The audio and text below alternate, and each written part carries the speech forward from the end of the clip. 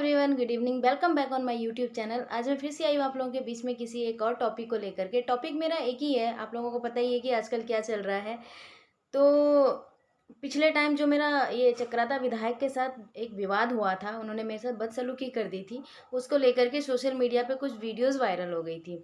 Videos viral होने के बाद कुछ लोगों ने उसमें कमेंट करने शुरू कर दिए, और वो हमारे ही क्षेत्र के लोग थे और प्रीतम सिंह के शायद समर्थक हैं। ये क्या है ये मैं नहीं जानती हूँ।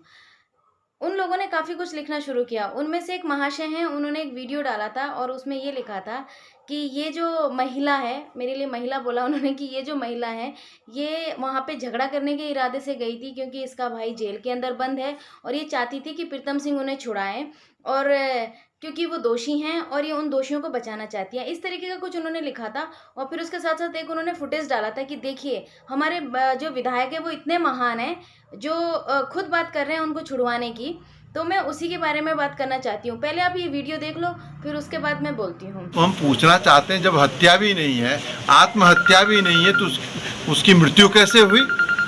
और जिन 3 लोगों को राजस्व पुलिस ने जेल भेजा है, तो उन निर्दोषों को क्यों जेल भेजा गया? इसकी जवाबदेही किसकी है? हम पूछना चाहते हैं कि ना ये हत्या है ना ये आत्महत्या है।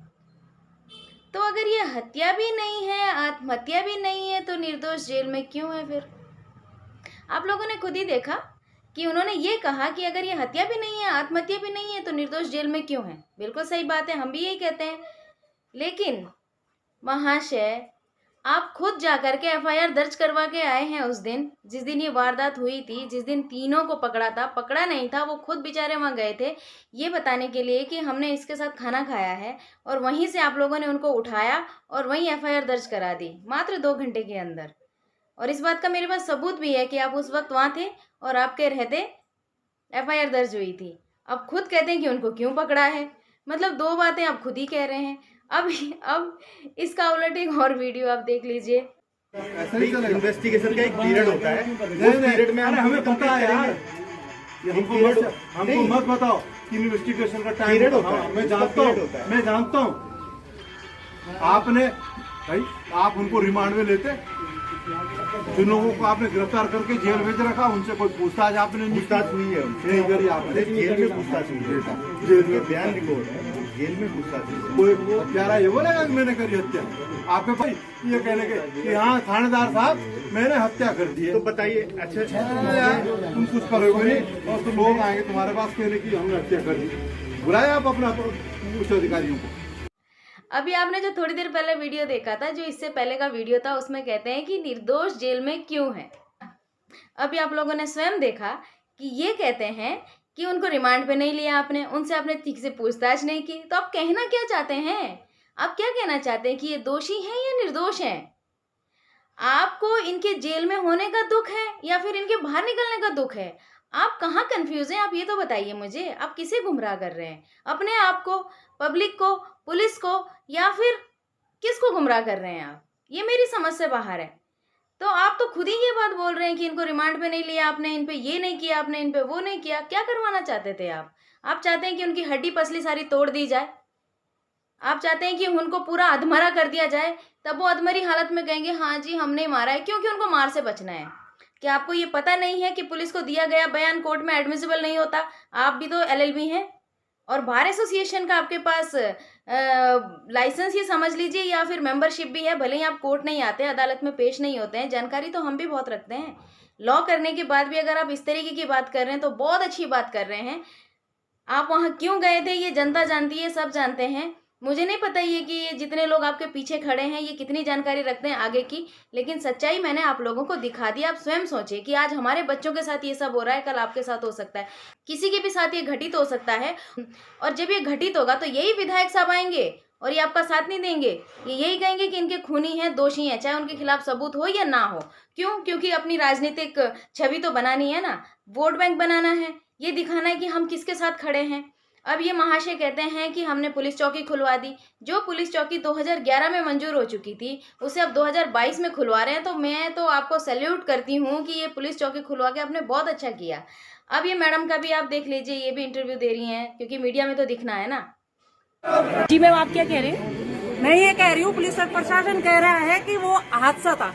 जब हादसा है तो जिन बच्चों को गिरफ्तार करे उनको रिहा काहे नहीं कर देते हो? उनको छोड़ दो ना फिर। क्या घूमने वाली बात है? 2-3 महीने हो गए, तुम अभी तक हत्यारों तक नहीं पहुंच पा रहे हो। ये तो बेवकूफ बनाया जा रहा है वहाँ पे क्षेत्रीय जनता को। जी मैम, आपका नाम? अनीता निराला। कहती है काहे बंद किए हुए हो इन लोगों को जेल में।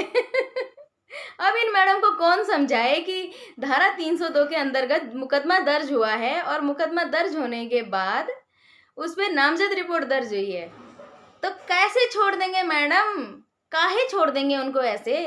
आप ही मुझे बताइए। और वैसे ना तो आप मेरी फैमिली से हो और ना ही उन 2 और लोगों की फैमिली से, मेरे 3 भाइयों की फैमिली से आप नहीं हो। मैंने आपको नहीं भेजा था वहाँ। मैंने नहीं कहा मेरे भाइयों के लिए आप लड़ो, मैं किसी को नहीं कहती हूँ। मैं इनके विधायक जी को भी नहीं कहती हूँ कि आप उनसे लड़ो, और मैं किसी और को भी नहीं कहती हूँ। मैं खुद लड़ रही हूँ उन लोगों के लिए। अगर यहाँ से उनके खिलाफ कुछ भी कोर्ट में जाता है तो मैं न्यायालय से न्याय मांगूंगी। न्याय से बड़ा कुछ नहीं है। मैंने ना विधायक जी को कहा कि आप वहाँ जाएं और हमारे लिए लड़ें, ना मैंने ये मैडम को कहा कि आप वहाँ जा करके लड़ें। मतलब बेगानी शादी में अब्दुल्ला दीवाना। हम तो जी बस कैमरे के आगे आने चाहिए, हम बहुत खुश हैं। अब ये जनता क्या समझती है क्या नहीं समझती ये मैं नहीं जानती। अगर आप लोग नहीं समझ रहे हो तो खुद के साथ अन्याय कर रहे हो। अगर आप समझ रहे हो तो बहुत अच्छी बात है, समझ जाओ, जल्दी समझ जाओ, टाइम से समझ जाओ। अब ये एक वीडियो और भी है, ये भी आप देख लीजिए। पोस्टमार्टम रिपोर्ट क्या कहती है उसकी विवेचना, उसको देखना जो है, ये जिम्मेदारी जो है जो इन्वेस्टिगेशन अधिकारी उसकी थी, वो कोई देखा नहीं उसको जो है। और अगर कुछ नहीं है तो भाई जो लड़के जेल में बंद है वो क्यों जेल में बंद है? अभी इन्होंने इस वीडियो में कहा कि पोस्टमार्टम को नहीं देखा गया।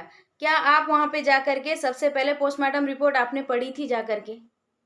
अगर आपने पोस्टमार्टम रिपोर्ट पढ़ी होती ना विधायक जी प्रीतम सिंह जी, तो आप इस तरीके की बयानबाजी ना करते। आप तो 2 मुंह लेकर के वहां बैठे हुए हैं। एक तरफ कहते हैं रिमांड पे नहीं लिया आपने, इनको रिमांड पे लो।